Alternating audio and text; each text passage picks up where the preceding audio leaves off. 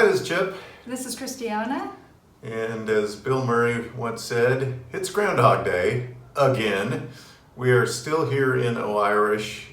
We've been here about 7.5 months. And by this point, we'd expected that we would be sort of in our more permanent home here in Portugal and have been thwarted. We've been waiting for our residency cards that allow broader travel around Europe for about 4 months now, and are hoping to get them in the next few weeks, we think. But in the meantime, we've been traveling around different parts of Portugal looking at places to potentially live. Porto, the Algarve, areas around Lisbon, and have not had much luck. Every city or town that we go to and spend any length of time in, we say, this is it, we love it. We love so many different places in Portugal, but finding accommodations has proven to be a little more challenging than we thought. So we cast our net a little further afield in Portugal and took a flight. Yeah, we flew down to Madeira, which is about an hour and a half southwest of Lisbon. It's an island that has been part of Portugal now, I guess, for about 500 years, and really fell in love with it. It's a beautiful spot.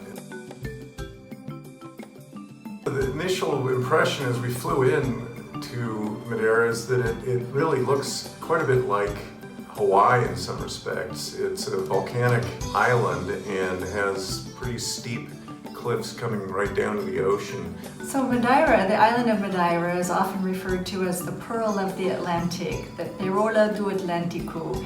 It's located off the coast of Morocco. Sort of, if you were looking at the United States, it'd be comparable to the latitude of San Diego. So it's very pleasant year-round, and we look forward to exploring it further. The airport is modest size. It looks like airports you might see in other sort of island areas.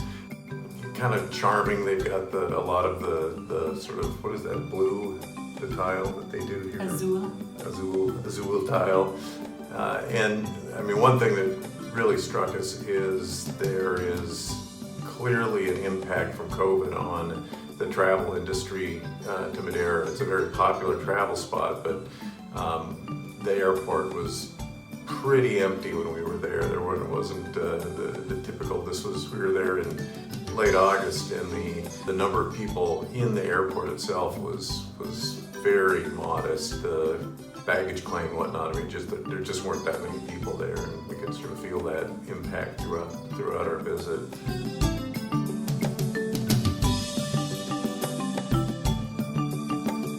And they take the COVID precautions extremely seriously in Madeira. So when you arrive at the airport, you either show that you've had a recent COVID test that is negative, or you go right into the lines that take you to the COVID testing stations.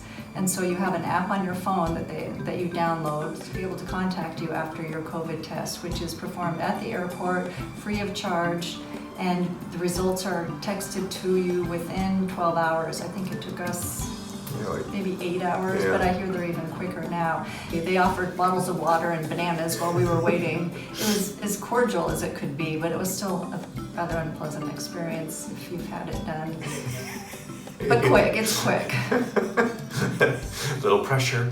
Funchal it's a very attractive city. It's right on the water, obviously, and then streets are sort of relatively wide boulevards, tree-lined. The island has about 250,000 people, and about 100,000 of them live in the main city of Funchal, which is the capital, and sort of the center of a lot of the tourism and economic activity of the island.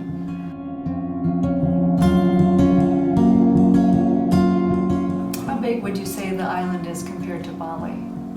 Oh boy, I should know this, but it's much smaller. I think it's The size of Manhattan? Well, it's the size of New York City, the entire city of New York, so all 5 boroughs, but I bet it's less than a tenth the size of Bali. We will check that and correct accordingly.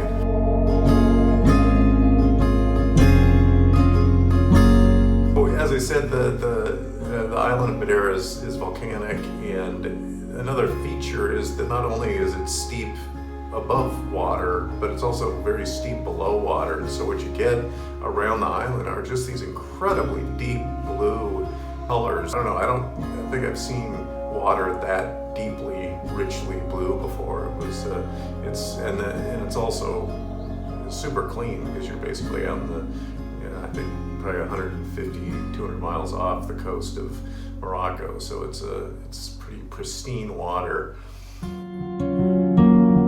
So we were in an Airbnb for the week we were there, and it was proximate to two different sort of swim parks, access again to the ocean itself, where they sort of had buoys kind of demarking where you should stay within. But again, the water was just pristine. And what was the temperature? Did it feel cold? No, well, it was very comfortable. It was certainly cooler than the swimming pool in Bali, which got up to about 100 degrees. I think 24, which 74 degrees. So it was very comfortable. The temperatures typically range between low 70s and high 70s throughout the year. Mm-hmm. It's very true? pleasant, very, very mild. Yeah. It doesn't get too cold and it doesn't get too hot. So I think it's the Goldilocks Island for Portugal. We did actually find an apartment there from a woman who is moving to Porto. So we are hoping that in the next few weeks we will have that locked down, and next time we talk to you we will be doing so from there, but fingers crossed. In general, I think our impressions obviously were very positive because we're planning on moving there, again, fingers crossed. One of the advantages of Madeira is that it does get traffic from airlines around Europe. So from the airport in Funchal, you can travel to continental Europe and to the UK. It's about as accessible an island in Europe as one could find. That is to say that we realize with COVID and the coronavirus that there may be no travel for a while, and that's why we're choosing a place that we would love to be. If we were to be in a place for any length of time without wanting to travel, Madeira seems to be the place for us.